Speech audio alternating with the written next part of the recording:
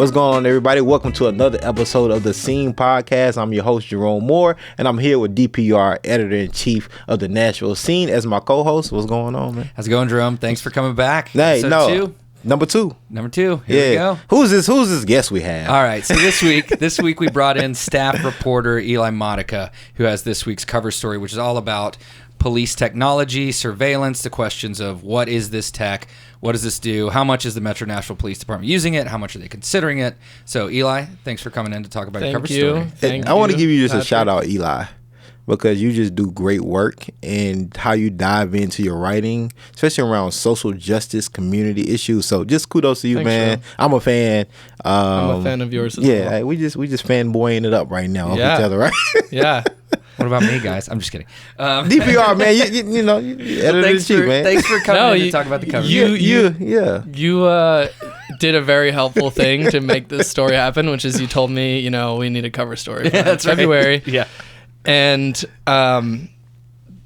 it's pretty clear right now that as a city, we're headed towards another conversation about privacy and police power, police surveillance power. So I put three things together for this cover story, three different technologies that the city is looking at or has implemented to some degree, the city's police department specifically.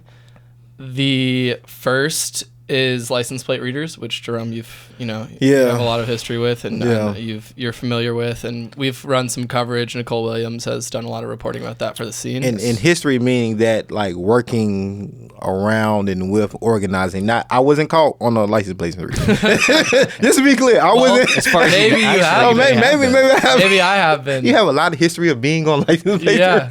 Well, how effective are they? That's another question. Yeah, that's another question. And this over the past, I guess, maybe more than 2 years ago, these conversations started around whether the police department and the city should adopt these cameras, which are, they come from a variety of different vendors like Motorola.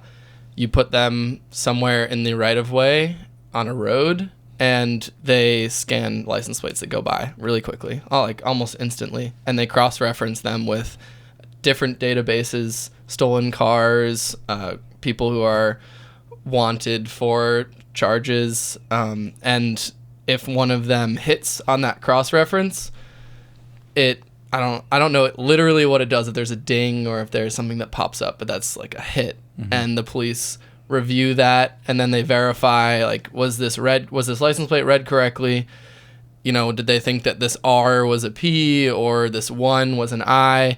They verify it, and then that's considered a verified hit, and then they follow that up in some capacity, or they don't. I talked to someone in MNPD who says, it's really hard sometimes to actually follow it up. It's pretty rare for us to, and statistically we can see it's pretty rare for that hit to actually result in an arrest or recovering a stolen vehicle. I think in the story you get into the percentages of the efficacy of how many dings are they getting, how many follow-ups does that lead to, and how many actual arrests, and it's pretty minimal as far as how effective these things are. Yeah, very. Okay. Yeah, I think over the 6-month pilot period. So Metro Council and the police and the mayor at that time, John Cooper, this was this whole discussion throughout 2021, 2022, 2023. They approved this pilot program. So they said we're going to put, I think, 24 cameras up for 6 months. They did that last spring. Longer than 6 months. Yeah. Let's add that. It went past the 6-month pilot. There you go. Yeah. So. And then they paused, and right now they're negotiating contracts to put these things up permanently. And I don't know what those contracts will hold, whether they're going to expand from beyond just the sites that they did during the pilot or what. This will be one of the conversations that comes up in front of Metro Council in the next few months. And so that debate is going to happen with a new council and a new mayor. And the mayor, Freddie O'Connell, has expressed, and I get into this in the piece, a more conservative approach to police surveillance in the sense that he's a little more cautious about it. And that we've seen the beginnings of, his position on that and where he draws the line. Right. Where is too much, where what is invading on people's privacy? What do we need as a police department? It's his police department. He's the mayor. Mm-hmm. What is he willing to give or draw back? And what was his voting record like when he was a Metro Council member when it comes to this sort of thing? For license plate readers, he had been one of the opponents of that, and he hired former council member Dave Rosenberg, who's in the piece, and former council member Bob Mendez. They both had also been opponents to license plate readers. So this office is now staffed by people who were against it, and they're going to be considering these new contracts. And so that conversation that went on, it might look very different in the next year. Yeah. And I think what's interesting to point out too, which I want to get your take on, is that it was a few concerns with just license plate readers when this was brought in front of council a couple of years ago, especially from communities of color, black and brown folks, knowing that, hey, we had already had the driving while black police report. We already know historically black folks are already more police, especially in low socioeconomic areas. And even with immigrants and refugees, when it comes to things like ICE and data, who's going to get that data, these are things that were being raised by these community members about, hey, like, this might make our experience even harder, right? And make us interact with police even more than we already do. Then they did the pilot. And of course, anybody guess, like, the pilot showed that, hey, black and brown people are, being targeted more by these things. Did any conversation come about that in the piece, or are you hearing more conversation about, we seen the data now, we warned you, we said it's gonna be harmful, it was, now, like, is it the best way to go with LPRs in general? Yes, I bring up two council members specifically, council member Zulfat Swara, council member at large Zulfat Swara, and Councilmember Sandra Sepulveda. They both brought up exactly the concerns that you were mentioning, and then I talk about how several community groups like the NAACP were opposed to this when it was happening, and that coalition also formed a strong political base for electing the mayor. Right. So as this conversation comes back up, we might see those groups and those council members specifically leading a stronger community conversation and community opposition to this. And I've heard from some that they think that this might be the chance to reverse that policy that was passed a couple years ago and choose not to approve these contracts so that license plate readers don't actually go up again. And we see in the maps during the pilot that these cameras go up in Antioch, Trinity Lane, Bell Road, Old Hickory, they don't go up in Green Hills, which is the well, we know what that's about. Yeah. we know what that's about, and it's unfortunate. If you had a chance to talk to MNPD, when you highlight that data, like, why is that seem to be the case? Like, we warned you about this and it happened. Like, you all still want to do this. What is their response? Oftentimes, and it's not just license plate readers. So the other two technologies are ShotSpotter, which has not been implemented by MNPD, though they've pursued it, and there's a line item on the budget, so it could be funded, though it hasn't been. And I can explain what ShotSpotter is. And then the third is Fusus, which is this camera integration software and some other hardware elements where you can kind of create this network of videos that feeds that the police can access in different ways. So what they say is that, well, these are the places where the crime is committed. These are the places where we need to have these technologies. And this is what technology does, is that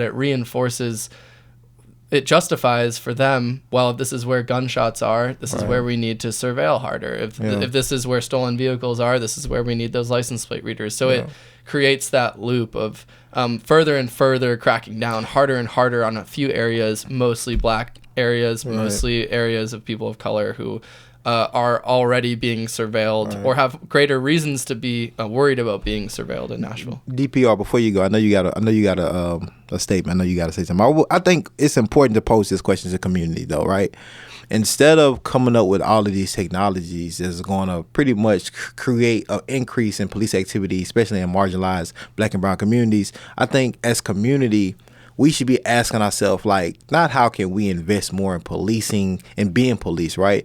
What can we do to combat, gunshots being going off anyway, or crime anyway? How can we invest as a city and as a community that's supposed to be quote unquote progressive and liberal, right? How can we start thinking about ways that if we know these are things that are commonly happening in these areas, how do we combat that? Not how do we add more police to that. And I think it's important for like the viewers and watchers to think about that as community members, you know, if they want to think about social change and what really is going to combat it, because we know like police don't solve the issues. They show up, they're reactive, right? They show up after event, or they escalate, right? It's not de-escalated. Crime has already happened. Punishment, harm has happened once they've been called and they show up, right? But how can we prevent that in the front end so they won't have to show up at all and not have to invest in these type of technologies and spend money, taxpayers' money, they can go somewhere else. Mm-hmm. Yeah. Yeah, it's an important distinction. These technologies aren't saying we're going to figure out right before a gunshot goes off how to stop it. It's how can we get there faster after and arrest someone faster. Right, potentially. Yeah. That makes me think, and something we've covered a little bit in the past is violence interruption groups and community policing, and groups like Gideon's Army who've responded by, you know, we're going to take care of our own community, you know, we're going to, you know, stop that violence before it starts, right? One thing I wanted to dive into is Fusus, because that's sort of the lead point of your story, and there's, you know, kind of a time peg around that in this cover story. So tell us a little bit about Fusus. Fusus is a combination of software, so programs on your computer, and hardware, like physical devices, that the police and individuals, like business owners or residents, use together to create a like map, basically, of the city. This is the way it was described to me by a police officer. To create a map of the city so that police know where certain cameras are recording and how to access those cameras quickly, like you said, after a crime has occurred, in order to get certain information about who they think occurred or perpetrated that crime. Right. So it's a software, not a hardware. Or is it? There's all sorts of device. Like there's a Fusus box that if you have a camera, and you probably see anyone who's driven around Nashville, if you pass a trailer looking thing and it looks like a police device, it might have a blue light on it. Some of them are Metro Police cameras, but they kind of look like there's like a box and then a really tower thing. Yeah. But private businesses buy these too, and they can then loop them in directly to the police, so that police, based on their agreements with the police, can access them directly and see what's going on in the parking lot of this Walgreens or what's going on in the parking lot of this McDonald's. You've probably seen these things. Yeah, see them all the time. Yeah. So Fusus allows them to tap directly into that based on their agreement with the person who owns it to, you know, to look at what's going on. So it's kind of like community watch on steroids. It's like, the police, they love it. They think that it's been really helpful. Yeah. And Councilmember Delicia Porterfield talked to me for the story. She says that when she was there, she was, you know, getting a tour of this facility, and there was an incident at a Crystal. I don't know which one, but the Crystal, like the manager gave them access. They looked into the camera, they saw what had happened, and it like, you know, affected their response, whatever it was. So it's kind of, it's like MNPD has this dashboard at their command center. Again, I don't know exactly what the community safety center, I don't know what the term is. And they have a map of the city, and they can see, depending on where something happens, where they can get video of that really quickly. In some cases, directly going into it based on agreements with this business, like this Crystal. In other cases, they have to go and request that video, and if that request is approved by someone with a Ring camera on their door or an individual with a camera, then they can send that video over to them really quickly. But this is the first section of the story. The mayor and some council members found out that they had acquired this technology, and they shut it down. And they said, you know, we didn't know about this. We need to go through an approval process for this. The police can't just do this without it having a public hearing. Right. And I think that's always been the question, like, what are the guardrails, right, to protect sensitive information like data? Is there still talks around that? Is it like, like how can people be more informed about all these things? This is a lot of information, right? They can read your story, of course, and potentially, go to some of the council meetings and learn more. But like, what's the post about this with community that you're really feeling? Because a lot of like the data is showing that people want more policing, because I think that's been the only option that people know on how to combat like crime or issues that they're having, whether it's gun violence or mental health. We call the police. Mm-hmm. This is the very philosophical question around privacy and data. And I think it's an important one and a critical one right now because technology is moving so quickly. Like you could think 20 years ago, it wasn't possible to have consumer cameras at the scale that we can have them now. Now you can put them up everywhere. It's like cost effective, right.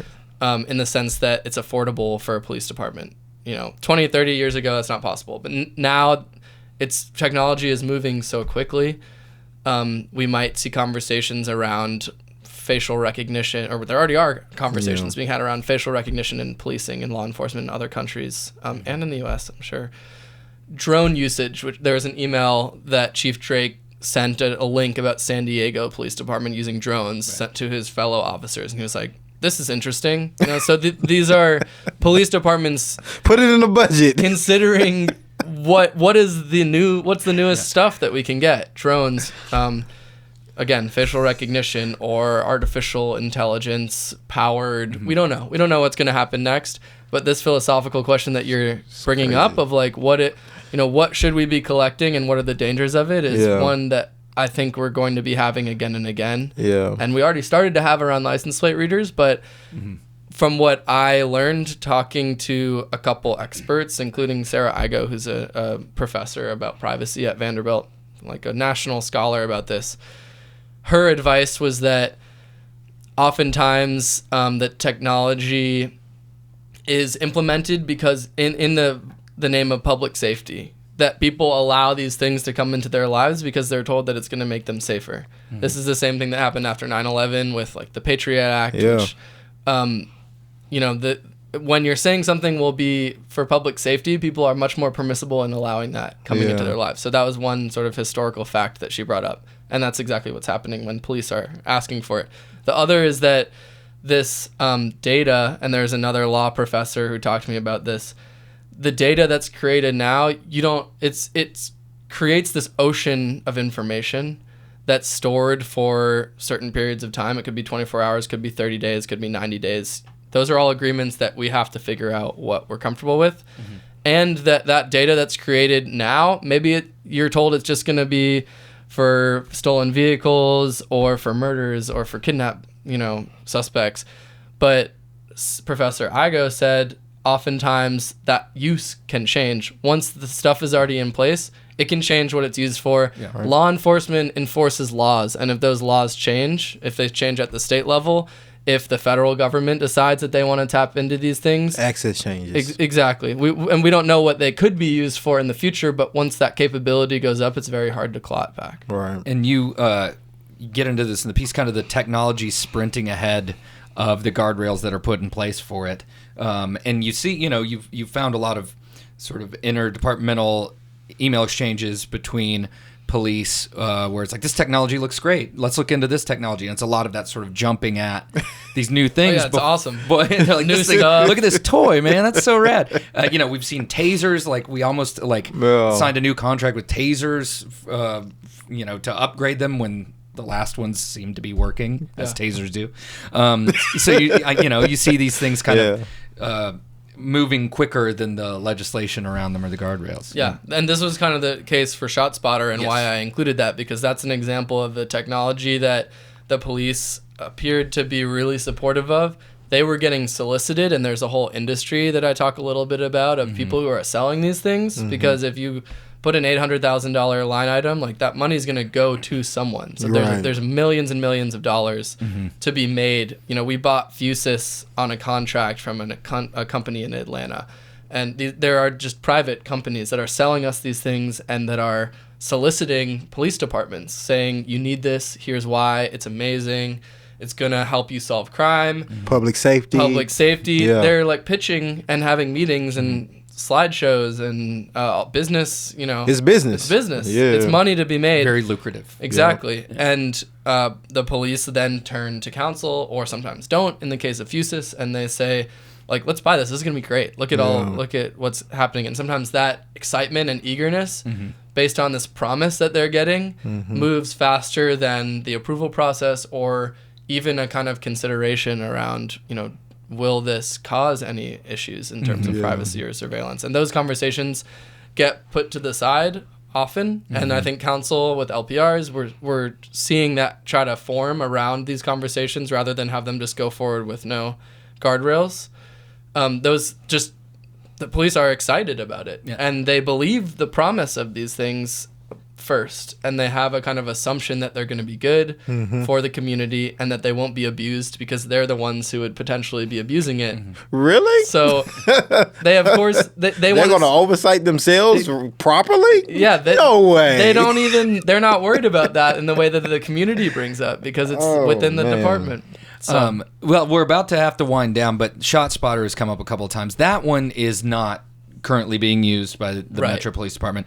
That one I found it really striking, just how many things can interfere with it and how sort of poorly it just doesn't work. And this is what Councilmember Brandon Taylor said, because he initially was like, should we look into this? Do we explain yet what ShotSpotter allegedly does? It's a series of audio sensors that supposedly identify gunshots. Can tell when a gunshot happens and then sends a message to officers and dispatches those officers. But it just doesn't work. Unless it's a car backfiring or fireworks.